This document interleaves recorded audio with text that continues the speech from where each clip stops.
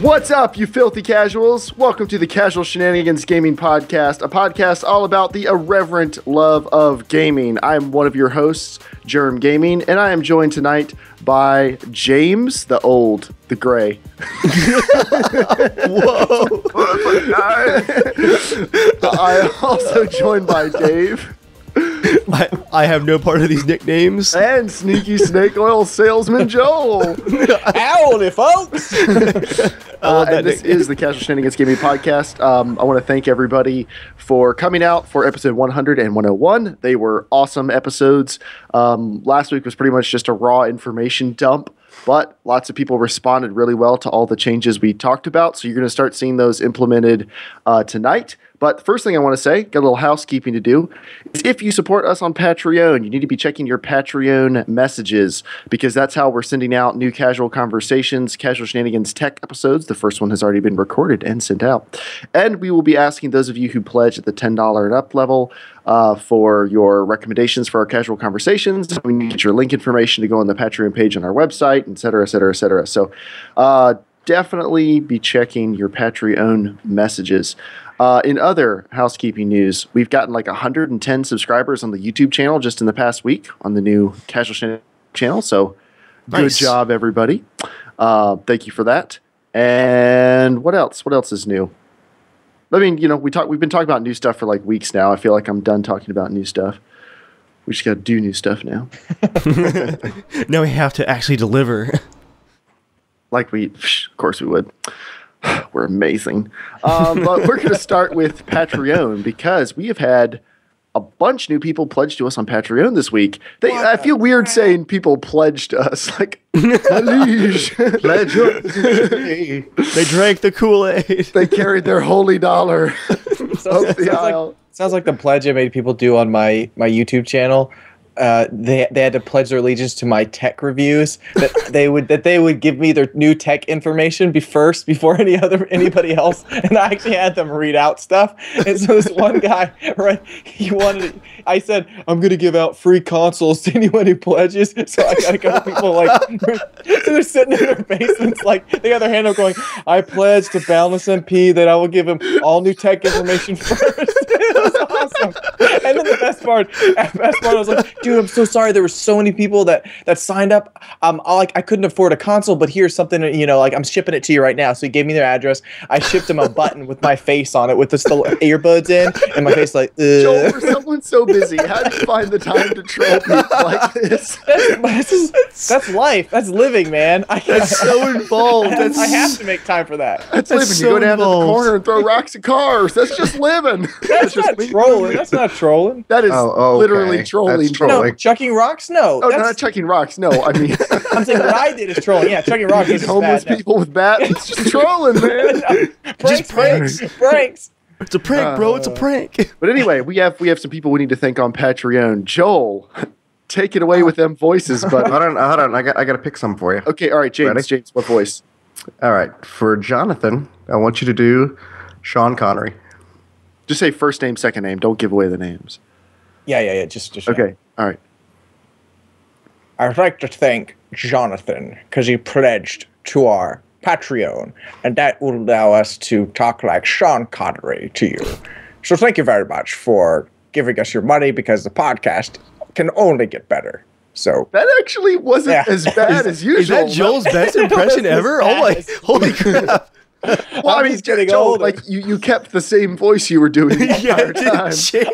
I could tell. I was like, if I lose concentration for just a second, here it goes. Again.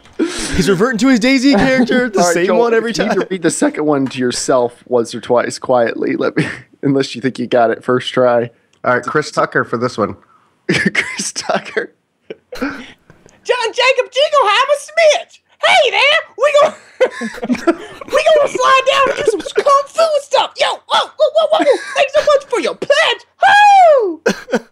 That's the best I can remember. That's all right. That's not bad. I don't know who that is, so. You don't know Chris Tucker, Jackie Rush Chan, Hour. Rush Hour? Did you ever see? Okay, yeah. Okay. I've never actually seen Rush Hour, but I know who. I've seen Rush Hour. My favorite is I was like, why don't you take that badge and show it up your ass? Jill likes any jokes about things getting shoved. It's a hot button topic for him. That's legal now. All right. Next. All one. right. Let's do our president, Barack Obama. So bad. Now, I would like to thank you, Brett, for pledging to our CSG podcast. Now, it may not be the best, but what we do bring you is quality content. Thank you very much. What happened to Joel? He's doing so much better tonight. Yeah. Dude, did you like practice everybody? Like you have this giant list of hundreds of people. He's going to pick one. I know it. All right, James. Well, this next one has already been chosen. This guy chose his own. You can always, when you pledge on Patreon, you can request the voice that Joel does for you. That's our gift to you. It's our gift to the world. I'm Batman.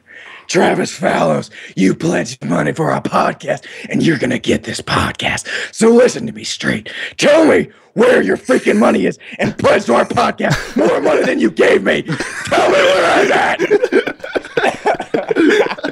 You're going to kill me with all these freaking names. Easy, cowboy. Easy. All right, last one.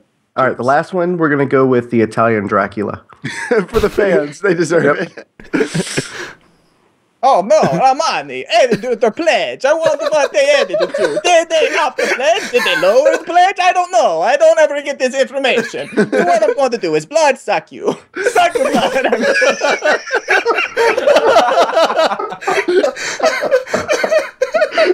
That's a left turn. Mistake right at the end. Wow, he wins twice. All right. I was not ready for that. Well, not sure where to go now. The podcast has come to a screeching halt. Do we have a song for the main topic? I don't think we do, but we begin the show like we always do with our main topic, which this week is Batman. Well, that worked out well. And to start out this, we have a little bit of a video that Joel made for us with some of his thoughts about Batman Arkham Knight compared to the previous Batman games and so on. So we're going to watch that now. All the hosts, let me know when you have the video queued up. Oh, hold on. James wasn't ready. James was not ready to play the video. Don't you delete it. One and done, Joel. One and done. Ready? All right, I'm ready. Ready. On 3. 1, 2, 3. Okay, so I just finally got this game, Batman Arkham Knight, and man, this game kind of made me forget how much I really enjoyed Batman, just as a character, as a video game, and I just wanted to talk about it for a few minutes because, man alive, I'm having a lot of fun with this game. Besides the fact that there's a lot of PC glitches, you can take a look, I mean, like Asylum from back in 2009, like look at the difference, it's ridiculous. And you know, when you play the game on its own, it doesn't seem that crazy of a difference, but man, when you swap between them, you're like, holy crap, it just looks really good. The city in Arkham Knight is huge, just massive. The amount of detail they have in it is just kind of unbelievable. It really does feel like an absolute just next-gen game. Like, there's so many things going on. You really get to feel like Batman. And you can see just from the footage on the right, just, I mean, it looked great. I mean, it's an awesome-looking game, but it feels a little bit more blocky. Like, not necessarily all the characters and stuff, but mostly just the kind of some of the environments and stuff, you can tell like it just feels really flat. Like look at the ocean on the left. It's just kind of ridiculous compared to on the right. Now obviously the Arkham Asylum when it first came out was a little bit more of a just a linear really well crafted story in Arkham Asylum, and you're just the true detective. And look at this shot, look as it transitions to Arkham Knight 2015. Man, it's kind of ridiculous. Then back to the old game, and it's just even the cape, like everything. I mean, they really improved upon this game. Even the flying, like the flying in the original game, you could kind of glide a little bit, but now this next Batman, I mean, you can do so many things, from jumping outside of your vehicle to just beating the crap out of people on the streets and stuff. It's just amazing. The animations, everything, it flows so well. There's so many different combinations too that it can almost feel a little overwhelming, but a lot of the stuff, I mean, you don't like, the best part is you don't have to use any of that. Like, you don't have to use most of those. You can kind of have fun however you want to play it. But if you do know those things, it's just really cinematic, and it just feels like you're Christian Bale as Batman, just beating the crap out of people. I'm truly enjoying the game. Like, the rain effects to just the sound effects of the car, and how it swerves and how you can jump out of it and the car keeps going. Like, a lot of that stuff is just super impressive, I think, to me at least. That I feel like games are really starting to advance in this category, where it's not just visuals only, but it's just not even just open world. It's more of like how characters interact, how vehicles interact. Oh yeah, right there, like just beating the crap out of like, you can just punch him as fast as you can tap a button, which is just so exciting.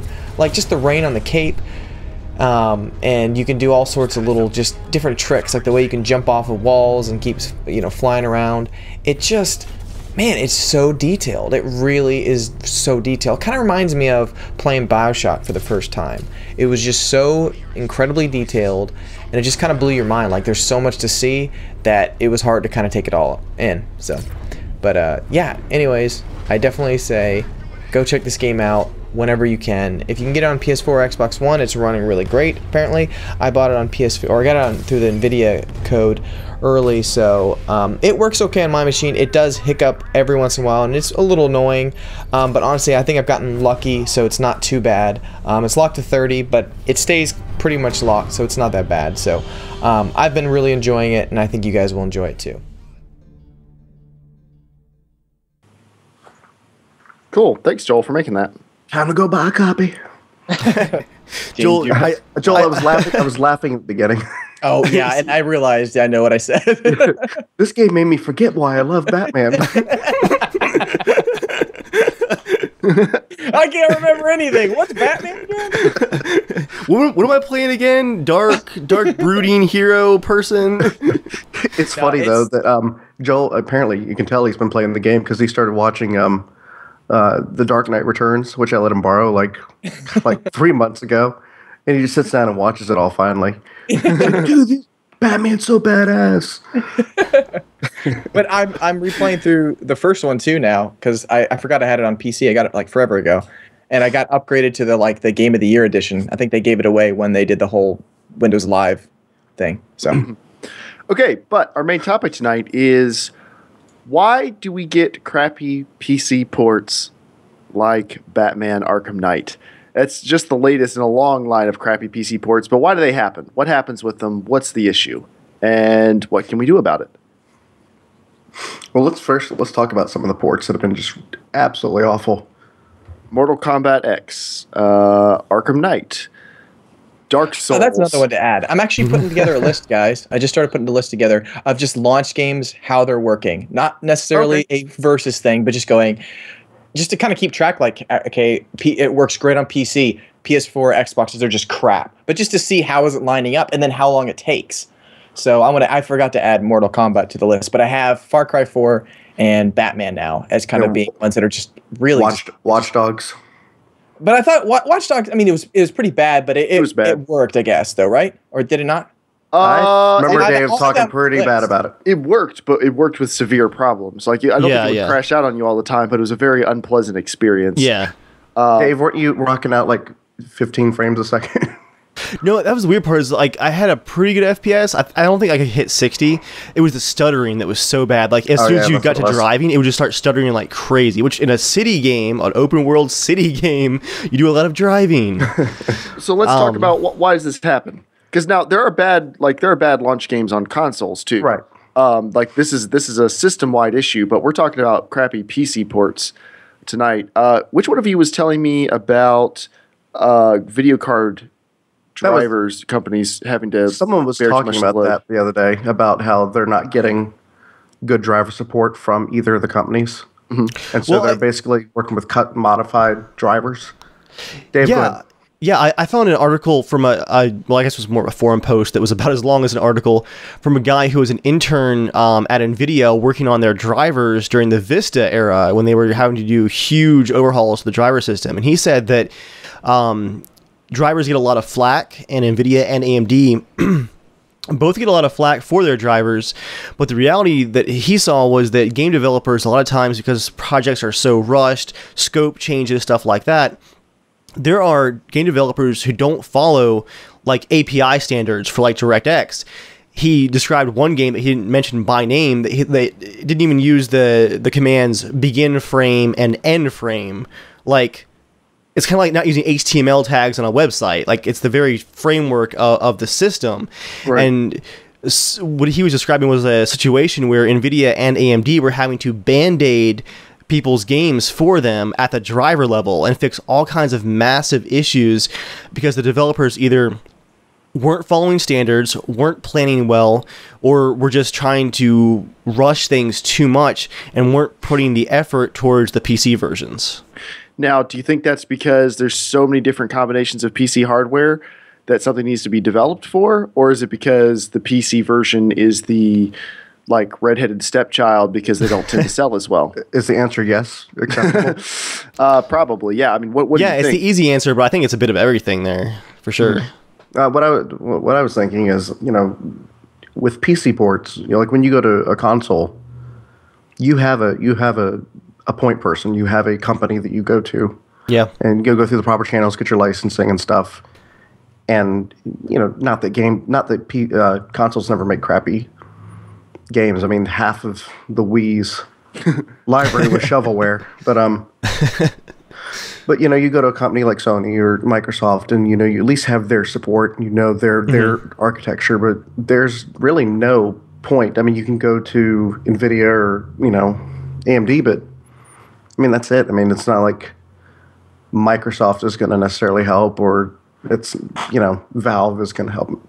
Yeah, I mean, because it's not like they even could really do anything either. You know what I mean? Because it's like, I mean, I'm not even sure what they could do other than maybe just give lists of like hardware stats of what people most have. You know what I mean? So maybe like they probably develop for that. Do you think the problem is they don't have access to, or they don't have all the information they need to properly optimize for hardware?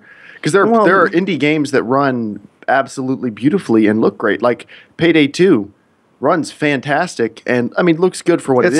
It's not very optimized. I would say it is. With a single 290, I was running 4K Ultra 60 FPS. I mean that's. Well, you have 290 also. but 4K, I'm saying that like I would say it is pretty optimized. I haven't tried it on any computer that couldn't run it. And on a side note, Jeremiah, Payday 2 is weird because that was a PC first game, like you said, that was pretty well optimized, ran great. Then the Xbox One port that just came out was a terribly broken port for like, a week, I think it was? Like crashes, frame rate issues, stuttering, all kinds of nastiness. Mm-hmm. It's kind of a weird scenario there. And do we know how that happened? Just was not a good port at first. I mean, they've been patching it, but... I mean, we know what happened with Arkham Knight. There was a small development studio that I looked at their last, like the games they've actually made. They've made some okay games. But they were given the monumental task of like a 12-man studio of porting a AAA release like Arkham Knight in like 8 weeks, supposedly. A lot of this is hearsay, but it's very well backed up hearsay. And they were given the task of porting it, and apparently Warner Brothers knew Arkham Knight was broken for months before its release, and they decided to push ahead with it anyway, which is kind of what they did on Arkham Origins when they decided a while after launch they were going to stop fixing bugs and just work on DLC from that point on because they'd already sold most of the copies they were going to, which my theory on why we get crappy ports is, for the PC especially, is because developers know PC gamers are gullible and will buy it anyway. Because even on launch day with Arkham Knight, when everything wasn't working, people were coming together and figuring out how to hack the game to get stuff to work, like what INI files need modifying, what you should and shouldn't do. Console gamers would just say it works or it doesn't, and they would just complain about it till it got fixed because they can't do anything. Like either the game is good or it isn't. But on the PC, people will figure out ways around it, like with Grand Theft Auto 4, which is another terrible PC port. People just figured it out, and the game had legs for years and years and years and sold great. So I think it's developers know they don't have to. So even if they know the game sucks, they choose to go ahead with it anyway, based on pre-orders or whatever. They know people are going to buy it. How much is that going to change with Valve having a refund policy? Ooh. Well, Arkham Knight came out right after that refund policy got reinstated, and it was pulled from shelves after like 12 hours, less than 24 hours. So I would say that'll probably change. Well, the thing is, like, what I was saying about not having a point, like, for all the crappiness that they have, EA at least has their Origin set up so they can do a lot more support, and they can actually focus on their games, because they don't want their games still end up running like crap, but at least they have more control over it than just throwing, Batman on Steam or something. Right. Yeah, I mean, I don't think EA wants to do it because they want the user experience to be the best. I think EA does Origin because they want to have all of the pie. But right. But when you have your own architecture, you at least, you're essentially the sole responsibility. Yeah, very true. I don't know. I'd be curious, how, I know a lot of people have said, oh, now the consoles are not 64-bit, what I was going to say, whatever the architecture, x86, there we go. Yeah. Because of that, it'd be a much easier process between back and forth. But, right, so far, it doesn't sound like it's been that easy. Well, for stuff like Arkham Knight, the process would be easy if they gave an equal amount of development time to the PC version. But, any game that got rushed out in 12 weeks, it just isn't going to run well. There's no way it possibly could. So, in theory, yes, they should run pretty well. And I'm not even necessarily talking about this one, but I'm saying just in general. In general, apparently it has. I guess I don't feel like I've seen oh wow, that's really really easy. You know what I mean? I feel like we are seeing a lot more parity between the Xbox One and the PS4 versions of games, whereas there used to be very, very big differences between them, and now it's usually the Xbox One is just a few frames per second behind and just a little bit lower on resolution sometimes. But other than that, the games are pretty similar. So I think x86 is definitely making an improvement there. Yeah. But I also think it's probably going to take a couple years before we really know for sure. Because we've had games that run fantastically and games that run terribly.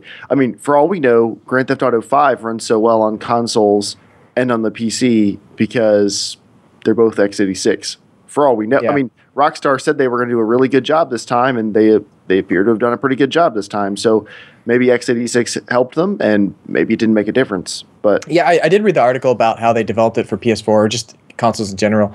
They said the guy who was working on the engine kind of did a really good guesstimate of what he thought the consoles were going to be, and he basically guessed correctly. He did a pretty good job. So apparently it wasn't too much of because they had to obviously start developing it way before they came out. But I guess apparently he guessed pretty correctly or close that they didn't have to make a massive overhaul of this is not the or it's too much or it's too less or whatever. So yeah. Do you think it hurt when obviously when you're understaffed, it definitely hurts, but it does. Does it hurt doing simultaneous ports releases? Obviously, all platforms simultaneously. You mean? Yeah, it probably does. Yeah, every new platform you can launch on at the same time has to add complication. That's why exclusives tend to run really well on their systems. Mm-hmm. Bloodborne, I think, is a standout of a game that's an exclusive that doesn't really run that well. Most exclusives run very, very well because they're only coming out on one system. But I was saying, GTA obviously came out much later, but even past their deadline of what they said they were originally going to do, which I think them as a company have learned to take their time on that port, especially with the popularity of 5. Yeah, well, and I think as we wrap down the main topic, I think that's a worthwhile point to consider.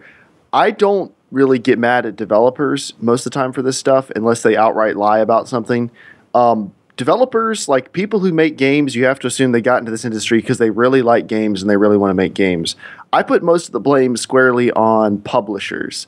Publishers have shareholders and deadlines and advertising budgets and everything else. And if they say the game is coming out at a certain time, the game is coming out at a certain time. Yeah. So you have companies like Rockstar that say, screw it, we're going to wait as long as we want. The game comes out when we say it does, and it's going to run great. Same thing with The Witcher 3, developer and publisher, same people. I mean, Grand Theft Auto 5, like Rockstar doesn't publish their own stuff, but it's Grand Theft Auto 5. They can pretty much write a blank check. But like The Witcher 3, they publish it, develop and publish it themselves with a little bit of help from other people, but like the game is done when they say the game's done. Same thing with Valve. Valve games tend to work really well out of the gate because they're done when they say they're done. I would say one thing on the benefit of they're just not done anymore. The one thing that's benefit of publishers though that we may not be seeing from the developer side is developers are supposed to be talking back and forth with publishers saying we can get it by then, we can do it then. If they're behind and the publisher's like, we don't have money to keep funding you for another 6 months, they might not have it. So developers could be behind. So I mean, it might not all be publishers, so it could be back and forth. I would definitely sway on the more side of trusting the developer going, they want to make the game good. The same way I work on projects and websites, so sometimes we have to get pushed to get it out a little bit earlier. Right. And so some parts I can understand going, okay, we got to drop a few features because we have to get it out. We have a deadline. People actually have to get paid to put food on the table for their family. Like it's people, it's a very hard business too. Yeah, people's lives depend on it too. I mean, like people need food. People, you know what I mean. So it's like I could understand that. So I mean, something I would love to see, and I really like the Steam documentary they did about developer games because it was indie stuff. I want to see one about big companies. Yeah. And dungeons where they keep everyone chained up. There's been a few documentaries about Half-Life 2 that came out, really good ones. If you ever seen it before, it's called like. Just look up Half-Life 2 documentary and you could probably find it.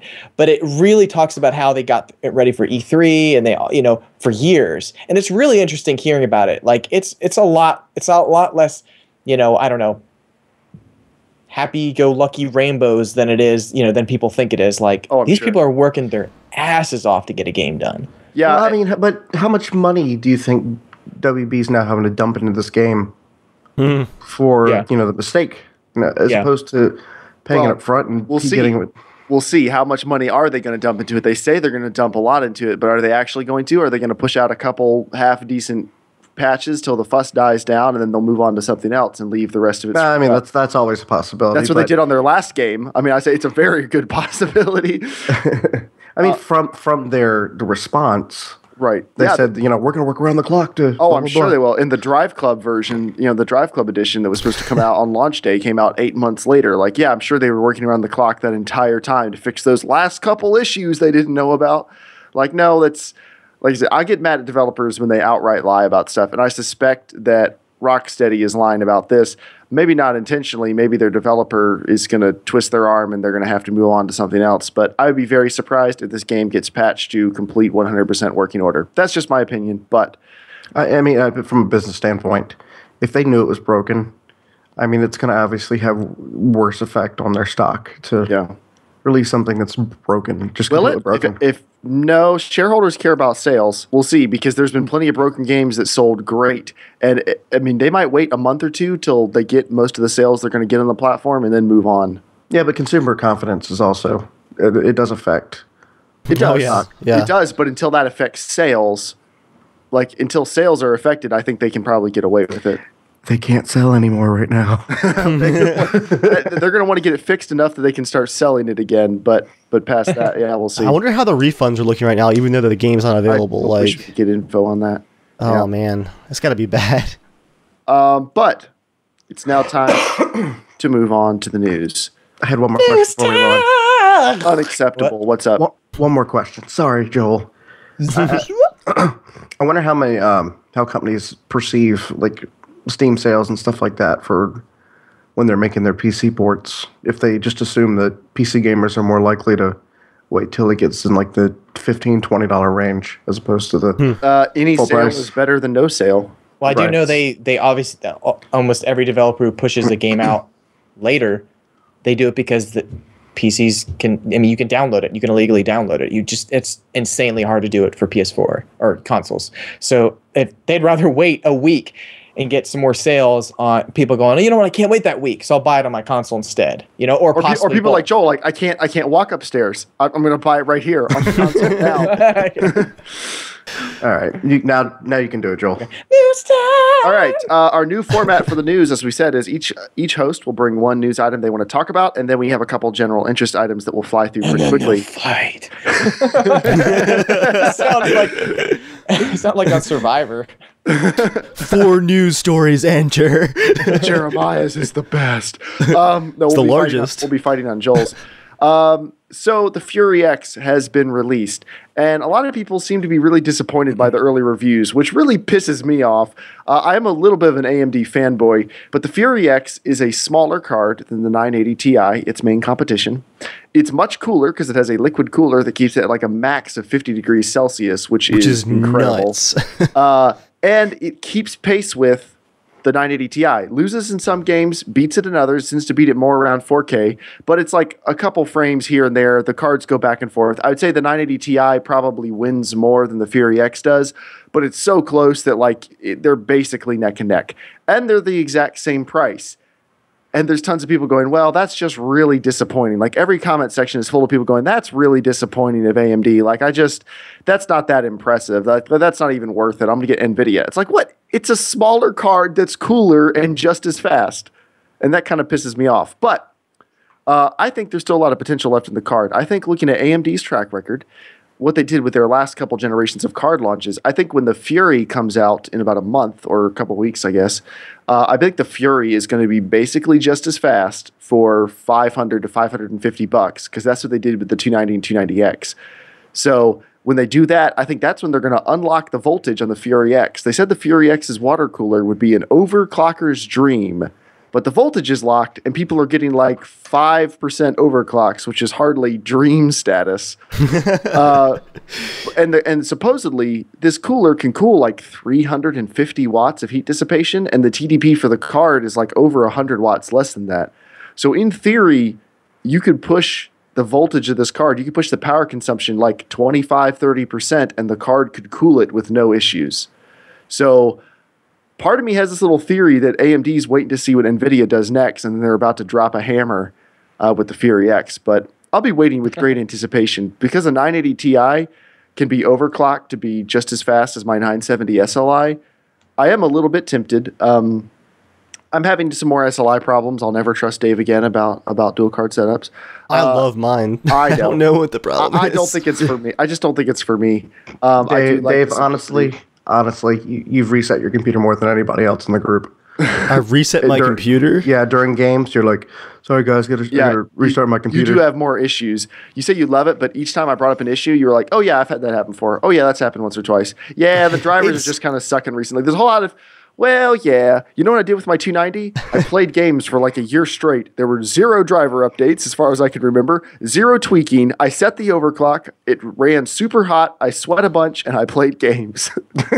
SLI is definitely the enthusiast option. It's more under the hood. I'm not enthused. That's like saying a little British sports car is the enthusiast choice because you get to spend half your time working on it. It's like, yeah, or I could get like a reliable sports car and just drive it. What I'm hearing, Jeremiah, is you're just not a true PC gamer.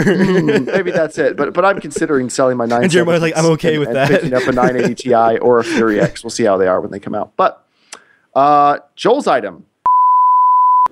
Hey everybody. At this point in the podcast, we had a very great discussion about a particular game that is in closed alpha right now. And we thought we were safe as far as the NDA goes. We didn't think we were breaking it, but we were able to get a better copy of the NDA today, the day after this podcast was recorded, and we looked it over, and we have discovered that we inadvertently broke NDA in 2 small instances. But even so, we don't want to take the chance, and we have pulled that section from the podcast. You can probably guess what game we were talking about. But unfortunately, we won't be able to talk about it publicly for the rest of the closed alpha. So please enjoy the rest of the podcast, and we're sorry for the inconvenience.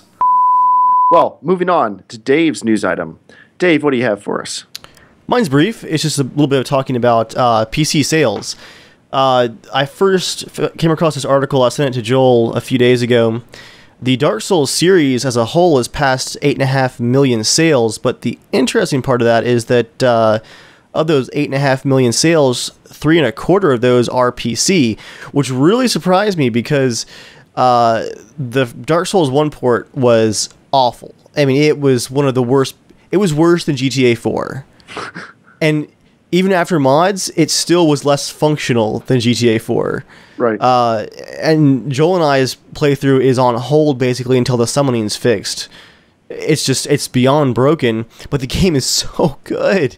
It's like a horrible tease. So the fact that they've actually sold so many copies on PC just surprised me. And I've noticed this trend too with The Witcher 3 selling, and now I've forgotten the numbers, but it was almost 40% of The Witcher 3 sales in those first 2 weeks were PC of whatever that total number was. Was it 3 million? It was more than that, wasn't it? It was 6 million? I'm not sure. We had this on the news a few weeks ago, and I've already forgotten. It's been a crazy couple of weeks. But yeah, with The Witcher 3 sales approaching 40%, it looks like we're finally getting some solid numbers on what PC sales actually are. And sure, you're still going to have the consoles as your primary moneymakers, but the gap is a lot smaller than you've been led to believe. And I've got an article here from upcomingtechnology.org talking about some actual Steam sale numbers. Some really, really impressive sales for just Steam versions of these games. Fallout New Vegas, 3.8 million copies. Which is a bona fide hit on any platform. That's not like you want your exclusives to sell better than that, but like if a game did that well on a console, it would be considered a success. BioShock Infinite, in particular, that's a very cross-platform series. Ran great on everything, looked great on everything, and was not really a PC like blockbuster title. Like BioShock Infinite wasn't crazy HD textures. It was just a very stylized, nice-looking, well-running game. But like I said, not a PC headliner, and it still sold, according to, this is all through Steam Spy, a third-party app to track Steam sales, it still sold 3.7 million. And you have the Elder Scrolls Skyrim, which has had, I mean, the Elder Scrolls series has always had a huge tail to it on PC because of mod support. And I occasionally hear people saying like, oh, well, modding really doesn't matter for sales. Like, it's a nice extra thing, but it doesn't really matter. Right. I don't know. Elder Scrolls Skyrim Steam sales are estimated to be right at 9.3 million. Now, is that launch or total? Total, up to this point. So, and I would argue, looking at the disparity between Skyrim sales and some of these other more linear single-player games, I bet modding and some of those PC features like your HD texture mods and just the flexibility of the game on PC, I would guarantee that it had something to do with those sales. But we just don't hear a whole lot about PC sales. There's still a lot of venues and organizations that only track PC physical sales. And when was the last time you guys bought a PC game in a store, like on a storefront? Actually, except for James, because your spy network of game sales extends to like every like back room, dusty like corner market. He's the spider, Varys the spider of game sales. His little birds sing to him, and he goes and picks up old Command and Conquer box copies. I think GTA is a box copy. I think my last box copy. Well, you got GTA 5 on PC as a. Yep. Yeah, to skip the download. To skip the download, you still have to have it registered. Well, yeah, you install it. I mean, it runs just like you downloaded it, but I did it to save money. Was it cheaper? How much money did you save? I'm just curious. Plus gas to drive there. I mean, it was at Best Buy, so it's not like there was any extra gas. So you saved $12. Yeah. Cool. And I got the pre-order bonuses too. Oh, it must have been an older physical copy. Yeah, I was just gonna say the only times that I'm buying physical copies is if I see like a new egg sale for like a $5 shipped copy of a game I've been wanting for a while, like Borderlands or something. I'll pick that up box, but because it's $5 like Steam. Yeah. But James, it's nice to have tools like the Steam Spy to actually see some numbers. Yeah, it is. It is, and that's. I was gonna ask one more thing. Yeah. Like I wonder how. I wish we could have a statistic, and this is pretty much impossible to have. But a statistic of people that own something for a console and then buy it later for the PC, or vice versa. Yeah, most of it's Joel. No, I mean you're not, because I bought Witcher for the PS4, but did you? I did. Shut it. I did too, actually. Well, for your wife, that's different. Well, I also just wanted to give them more money because I got a free copy, and I felt guilty about that. You did not want to give them more money. No, I actually did, Joel. Yeah. He doesn't want to give that money towards new windshield wipers for his wife's car, but he'll do it for The Witcher. I bought those wipers as soon as I noticed. At my prompting, you drove there in the rain, and then no, it was not. I told you it was not raining when I drove. Rained in the last 6 months. Actually, she said that it had only rained like 2 months earlier, and it wasn't that bad then. So, Dave, it rains more than that. The wipers were worn out. That's all that matters. All right, James. And as soon as I noticed, I fixed it. My point was, though, I've had quite a few games on consoles that I bought on PC just because they go on Steam sale. Yeah. So I'm sure that happens quite a bit. You know, they say for $5, it's like, that's only $5. I bought Skyrim for like, I think $15 on PC just because, I mean, I played the crap out of it on console at the time, but I was like, I'll give it a shot because I'd like to just play it, see what it looks like, full textures and everything. And for some games like that, like Fallout or something, mods. Yeah. I want to see the different beautification. Yeah, like Just Cause 2. I bought it just to try that multiplayer mod out. James, what's your news item? Nintendo. Welcome to the Nintendo Report with James. Pretty much we should name this a segment of Nintendo. Segment of shame. So anyway, two things this week. I only have one article listed in our notes, but first, Reggie from Nintendo was interviewing, and he said, let me read it, there's no sugarcoating the negative reactions they've been getting from Metroid Prime. No crap. Which is fine, but the thing that... where's that? We're taking our great IP and transforming them and making them new again, making them fresh and appealing for the fans who feels they know the franchise. Like, anyway, that's all Nintendo does. Is they just re-release the same franchises over and over with new games. That's their whole thing. But that wasn't the big article. The big article was, I guess it's rumored that they're fast-tracking possibly the NX to start production in October. They ought to be fast-tracking something. Which, if anyone doesn't know, that's their next-gen system. That's the code name for it. Yeah, the code name. Yeah. They need to be fast-tracking games or a console. There's no point in them fast-tracking a console if they're not going to make games for it. I don't think people are so upset that the Wii U is slow. I think they're upset that there aren't stuff to play on it. I mean, I don't know what direction they're going to go with the NX. If I had my guess, it would be some kind of like hybrid of portable and system.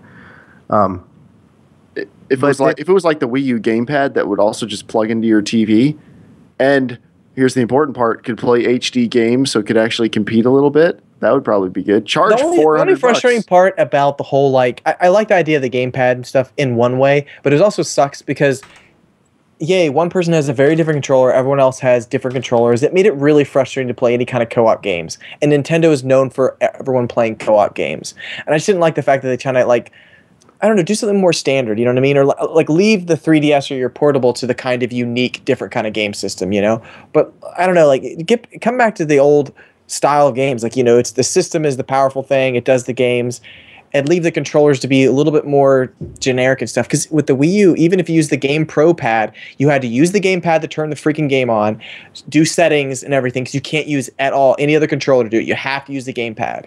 Well, it was like that with the Wii U also, or the Wii also. You had to use the little motion control to then use the classic controller. Yeah, which I thought was kind of stupid. True. But most of the games played by the Wii remote, though, I guess, at least.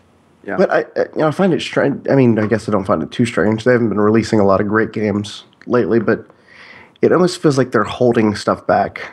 Like, I mean, there's so many IPs that clearly they're just sitting on for the Wii U for whatever reason. You don't know why. If I had my guess, it would be for launch for. How crappy is that though? To just like skip a console generation. But they did that. Not to skip, but I mean, The Last Guardian did that. But anyway, but they essentially did that with Twilight Princess. Like, oh no, it's definitely coming out for the GameCube. And if I had my guess, it's gonna be on both. I mean, if they launched a new Metroid Prime, the new Zelda, and it looked insane on it, those would be two pretty freaking awesome launch games.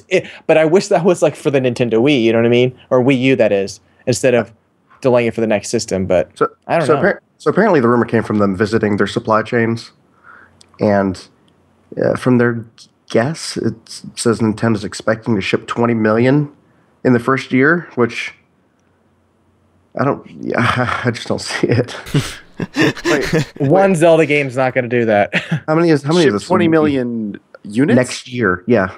Well, if Smash didn't do that and Super Mario didn't move units, why do you think Zelda's going to move units? I mean, Zelda's big, but it's not. It's maybe 6 million. If Smash doesn't move units, nothing moves units. Like Zelda sells more than Smash. You think so? Yeah. Smash is still, but it's not like ridiculous. Smash for the GameCube, the original Smash Brothers Melee or Super Smash Brothers Melee is still going for like $40 used. That game has crazy staying power. I mean, Mario Party 2 on the N64 is like $60. Well, that's different. That's not really saying much. I mean, yeah, but they only did what I'm looking at right now, 3.39 million copies of Super Smash Brothers. Of the new one? Yeah, the new one was a disappointment still. I mean, Zelda wouldn't double it to, Yeah, I mean, almost 6 8 million. million. Yeah, that's 6 million would be awesome, but it'd be awesome if they had that, another Mario Brothers game, things like that. That would be awesome. Yeah, I don't think there's any way they're going to move 20 million units. Now, sadly, if they announce a new Zelda game, or they put the new Zelda game on and it looks as good as I've been seeing, and then they do it like a Mario N64 version, like a new Mario 124 or whatever, I don't know, whatever, just the next of it, and then a new Metroid Prime, I'll be like, crap, I want to play that. Because, I mean, those are 3 games I really want to play. We're going to have a whole episode dedicated to what Nintendo could do. We do have an upcoming episode. We're going to talk all about Nintendo. But for now, I want to talk about Uncharted 4. Hold on, my last note. Oh, sorry. Last note. James has a note. A note. Go, James. I'm so sorry. The PS4 is at, what, 22 million now? Sounds about right. And how long has it been out? Almost 2 years. Year and a half.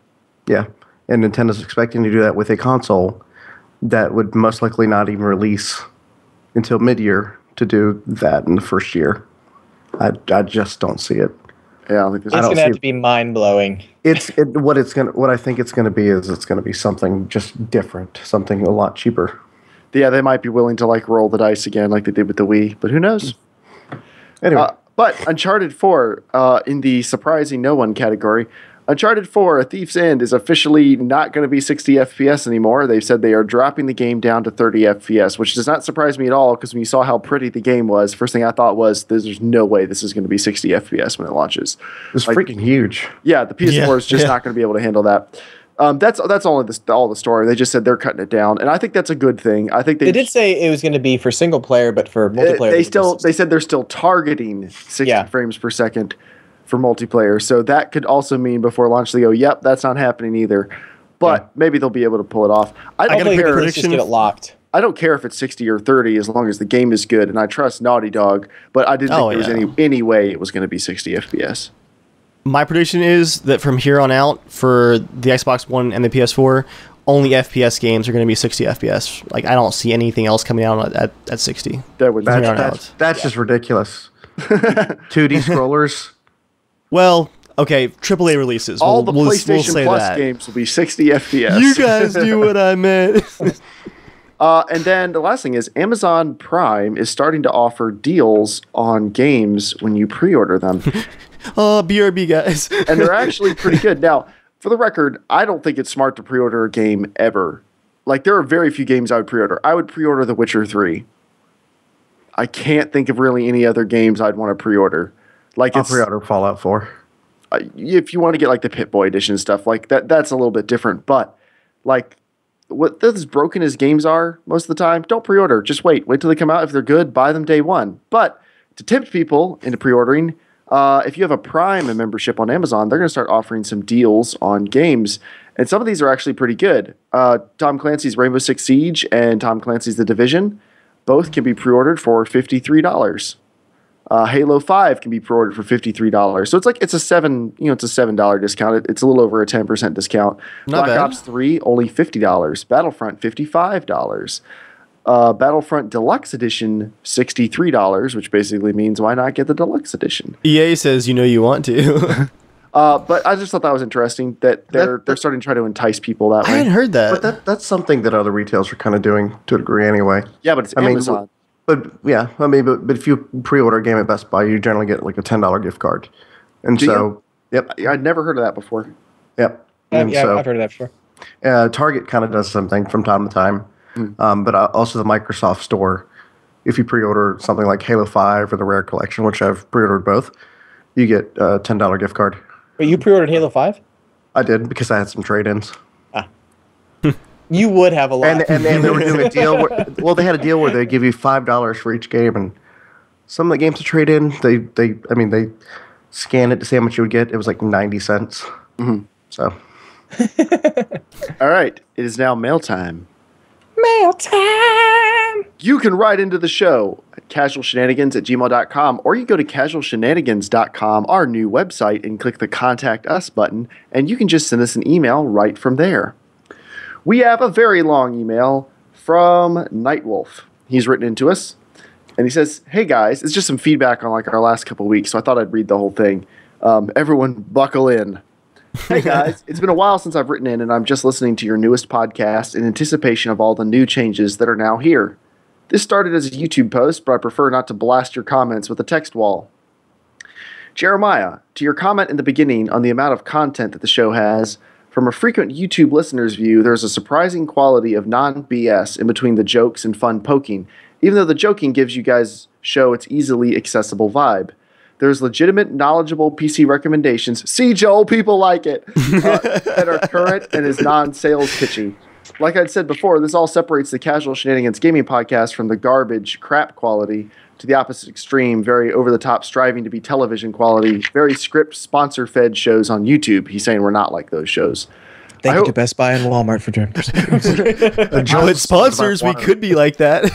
I hope as you grow the podcast, you don't lose sight of this. It's very apparent that you are all in this for the passion of gaming. That's only because the money ain't working out. No. Exactly. It's very cool to hear you personally help out emailers on direct questions about, will this PC work with these parts? If not, what should I get? There are so many customizable parts to computers, and you guys are very specific with your suggestions. I've made some regrettable purchases on PCs at a younger age. It would have been nice to have someone as knowledgeable as you guys to bounce a question or two off. Aww. And I wouldn't want anyone to make the same mistakes. Therefore, I have to give you a big kudos to the Tech Show spinoff, our new show, Casual Shenanigans Tech, where you can write in and we will answer your PC build questions. I assume not, but I'm curious if this will have a separate Patreon, because you guys would totally have my support. No separate Patreon. This is included with everything else. I'm very happy to hear you guys are expanding into console gaming, too, even though I've not touched one since the PS2 or the N64. I bought a used PS3 and turned into a Blu-ray PS2 console instantly after attempting to find decent couch co-op games. It's still good to keep current with all types of gaming, and who knows what the future will bring. I was also excited to hear some brief mentionings of cross-platform online gaming with Xbox and PC at E3. And those games where they mentioned that, they've said you're going to have to use a controller on the PC because Microsoft sucks. I was reminded by a listener on episode 100 back when I first started tuning in. And I heard Jeremiah talk about how to balance life, work, and gaming. I'm more so curious. There's an actual question here, by the way. I'm curious how you guys are finding the time to balance the work that is put into the show, your jobs, and life. You had mentioned that you do freelance work and it's pretty much your own schedule. Is this your preferred way of working, or would you give that up for a more structured, constant work week? I'm in a situation where I work constantly paid salary, so I'm paid for 40 hours, but I work for 55 or 65, more in the summer, and I find it hard to even get decent gaming in on some weeknights. Weekends quickly turn into a game fest, and keeping up with everything else tends to go to crap.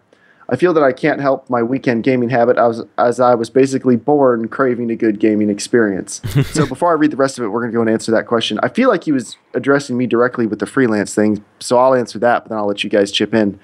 Nightwolf, and we're taking a little longer on his piece of mail because that's the only one we have this week.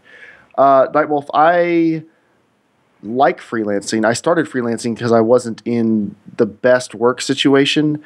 I wanted to leave it, and I'd been doing a little bit of freelancing on the side already, and I had the opportunity to expand it, and I was basically able to replace my income in about a month of freelancing. So it made the most sense at the time. As far as how do we balance what goes into the show, Casual Shenanigans is basically my part-time job. I mean, the balance is I spend a lot of time on it. Like, there's no magic trick to it. I tend to stay up late, but it's nice because I freelance. I can sleep in a little later. I get up, I go run errands, I go to the gym, I come back home, I work for 6 or 7 hours on my day job most days, and then I eat dinner. My wife and I spend a couple hours together, and then she goes off to do her own stuff in the evening, and I start working on Casual Shenanigans, and I do that for a couple hours, and then if I'm able to get that done in time, I game a little bit before I go to bed. But I schedule every hour of every day. That doesn't mean like I'm not lazy every once in a while or something, but like that's the only way for me to fit it in is it has to be planned in. I never sit around and wonder what's going on, but that's the way I like it. Like I like always having stuff to do. I like always being busy, and I wouldn't really want it any other way, even though sometimes I'm a little busier than I'd like to be. But there is no secret. Like it's just a constant balance. Some weeks I'm able to spend a lot more time on casual shenanigans. Some weeks I'm able to game a lot more. And some weeks, like during the summer season, which is my busy season for work, some weeks I work 80 hours and I can't do either of those. So it's just about trying to fit it all in. But what do you guys have to say? My tip would be if you're not finding that you're having enough time for gaming, have like a kind of categorized gaming where you have your game that you can go to and play for 10, 15 minutes and get your fix. Mm. And then your more serious ones for when you actually get time. Like for me this week, it's been trials. Just go in and pick up and play, do a few tracks, go to bed. And then I totally agree with what James says. That's a good point. And when I get time, then I'll sit and play something like Witcher or something. Yeah, that's right. You do.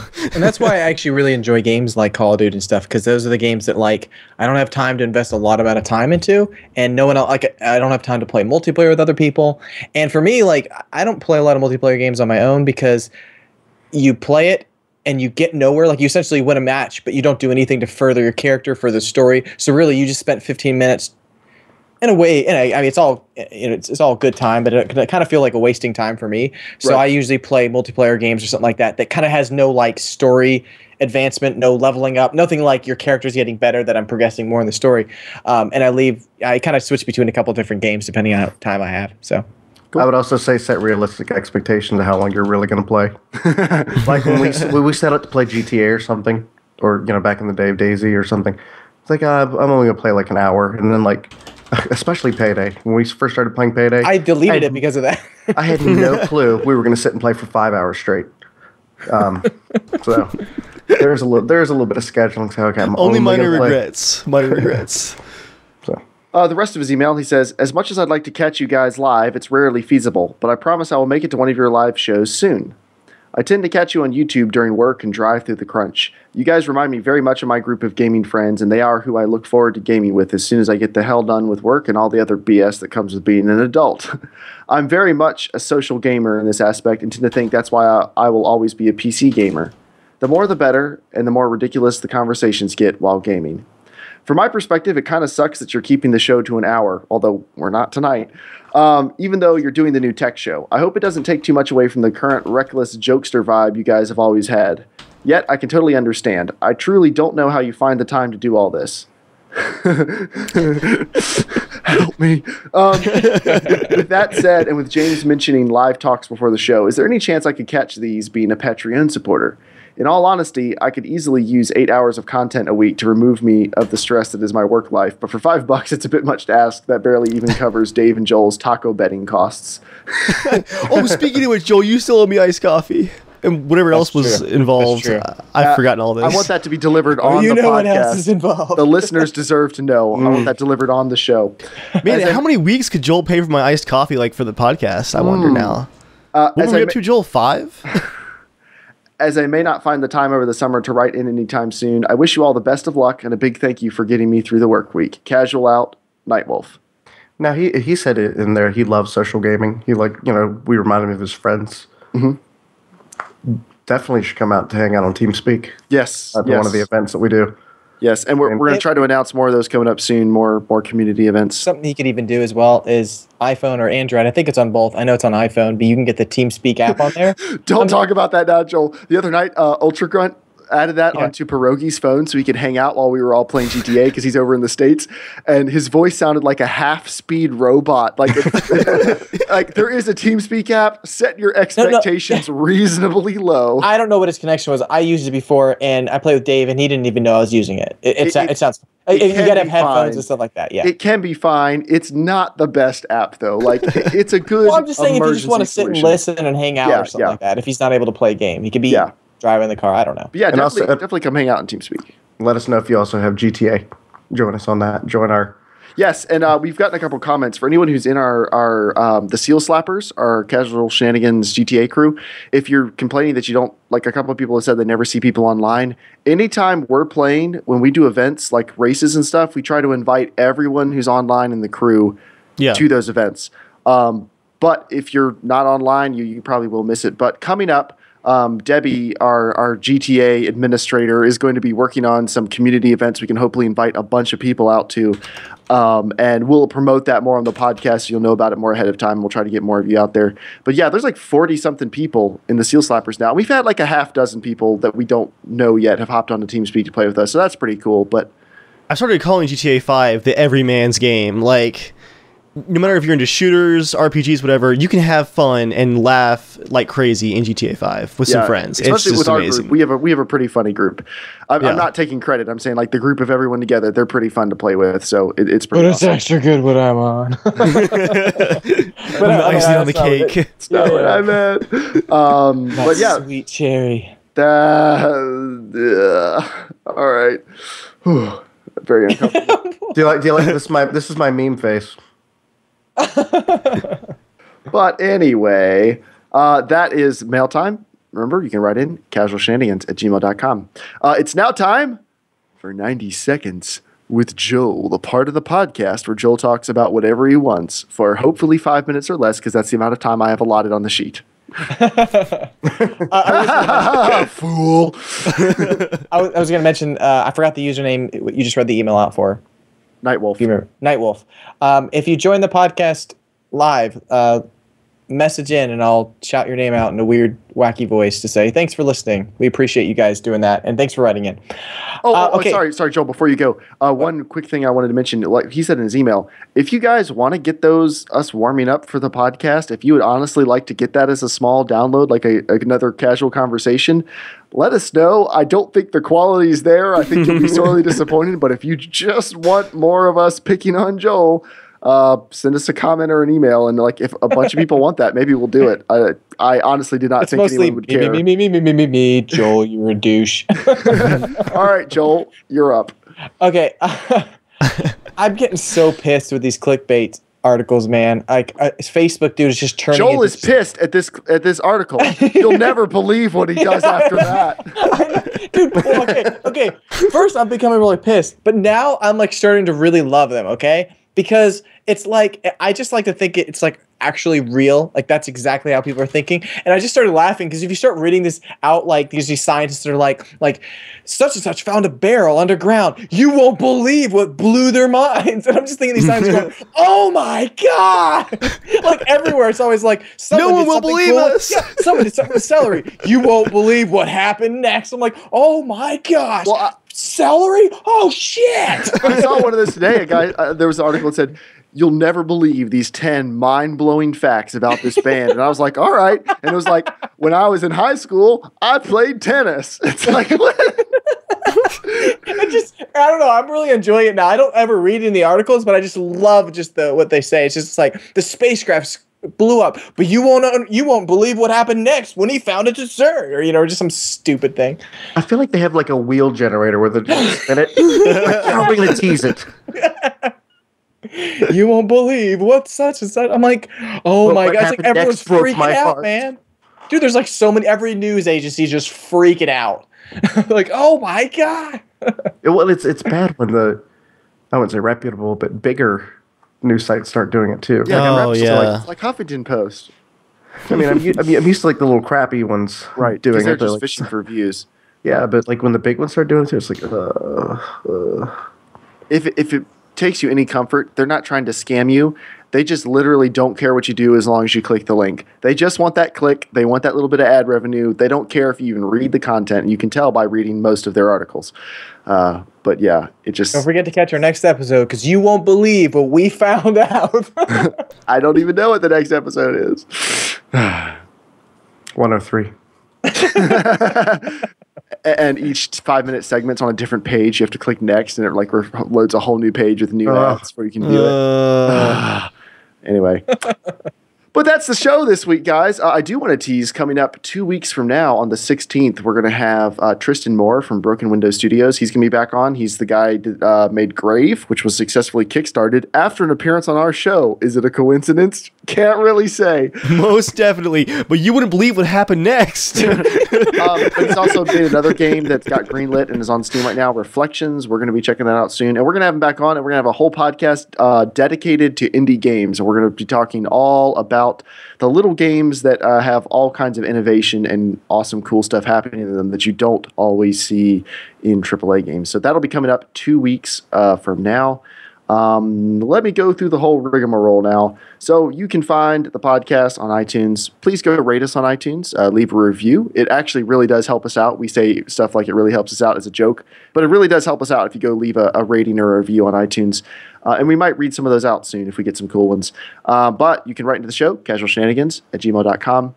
You can go to our new website, casualshenanigans.com. You can watch past episodes of the show, look at Potato Masher stuff. There will be lots of new content getting added onto that very, very slowly as I'm able to produce it, because like I said, I'm a little bit limited on time. But as we're able to do it, we will be doing that.